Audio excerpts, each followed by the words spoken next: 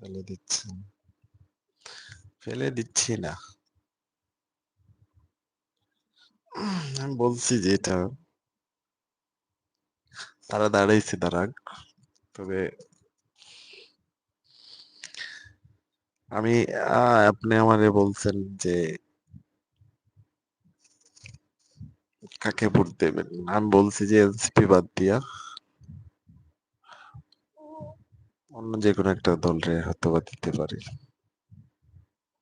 আর এটা বলছি যে তারা যেহেতু আমার একটা ভোট অনেক মূল্য আছে।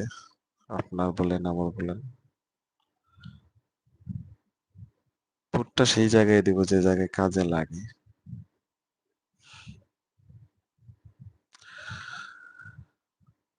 এটাই।